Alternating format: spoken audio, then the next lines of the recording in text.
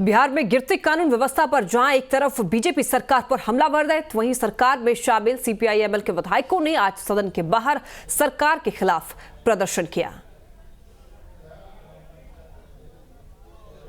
जल जीवन हरियाली के नाम पर जिस तरह से गरीबों को उजाड़ा जा रहा है, सिर्फ गरीबों को, लेकिन इससे भी बड़ी बड़ी बिल्डिंग बन गई है अमीरों की, कारपोरेट घराने की, बड़े लोगों की, लेकिन उसको उजाड़ा नहीं जा रहा है। आप देखते हैं कि किस तरह से एक नोटिस दे करके, जबकि राज्यपाल के अभिभाषण में स्पष्ट लिखा हुआ है कि जब तक गरीबों को बसाने का वैकल्पिक व्यवस्था हम नहीं करेंगे तब तक किसी गरीब को उजाड़ा नहीं जा रहा है। इसका अनुपालन नहीं हो रहा है, इसलिए जोरदार ढंग से बिहार सभा विधानसभा में सवाल उठा करके और सरकार की नजर में नजर मिला के उसकी आंख में उंगली डाल के ये सवाल करना चाहते, ये बिहार में बर्दाश्त नहीं हो।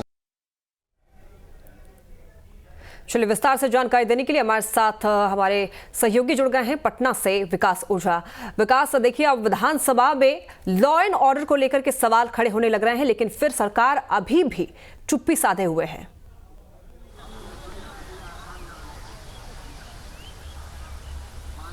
जी बिल्कुल लक्ष्मी, देखिए हल्की बारिश ने मौसम का पारा तो नीचे कर दिया, लेकिन सियासी पारा कम होने का नाम नहीं ले रहा है। हम अभी विधानसभा में हैं और सुबह से ये देख रहे हैं कि पक्ष और विपक्ष आमने सामने हैं, जमकर हमला बोला जा रहा है एक दूसरे पर। सत्ता पक्ष बीजेपी पर आरोप लगा रही है, बीजेपी सत्ता पक्ष पर बिगड़ते कानून व्यवस्था को लेकर सवाल खड़े कर रहा है। इन सबों के बीच जो सरकार में शामिल जो भाजपा माले है, यानी भारतीय कम्युनिस्ट पार्टी माले है, वो भी गिरती कानून व्यवस्था को लेकर सरकार को कटघरे में खड़ा कर रहा है।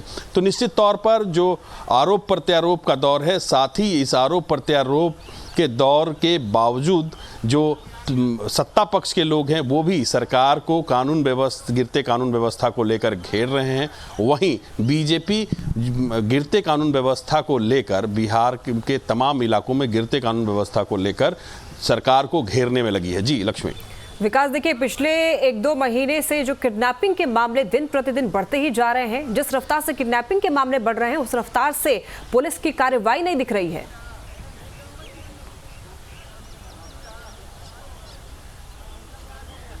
जी बिल्कुल लक्ष्मी, बेहटा का एक हालिया में बेहटा का केस है जिसमें 13 साल के बच्चे का अपहरण कर लिया गया, फिर उसकी हत्या हो गई और उसके शव को जला दिया गया। इसी को लेकर आज जमकर विधानसभा के बाहर जो बीजेपी है उसने सरकार को घेरा और सरकार गिरते कानून व्यवस्था को लेकर सवाल खड़े किए हैं।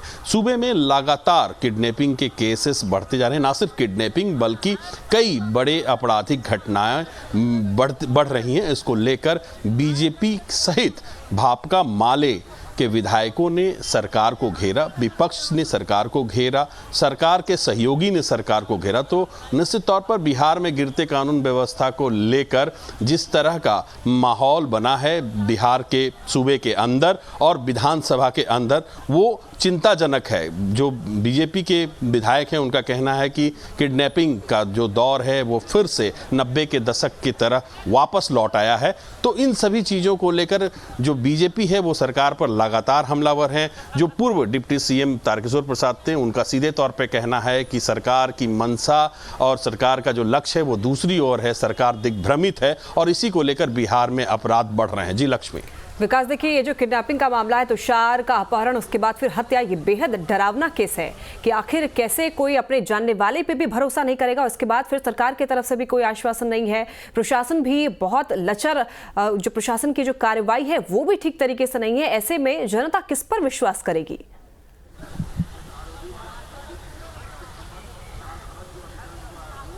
तो बिल्कुल लक्ष्मी, जब प्रशासन का, पुलिस का इकबाल खत्म होता है तो कोई भी अपराधी अपराध करने से पहले कतई नहीं सोचता।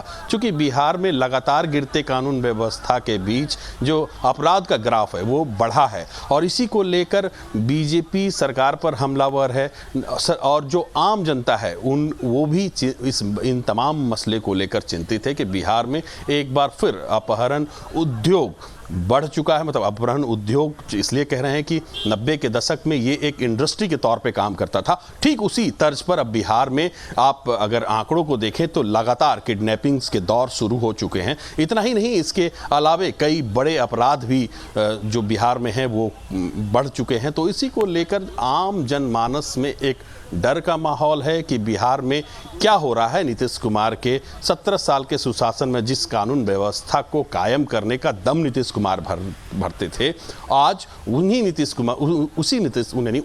कुमार के सरकार में कानून व्यवस्था का बद से बदतर हाल होते जा रहा है। तो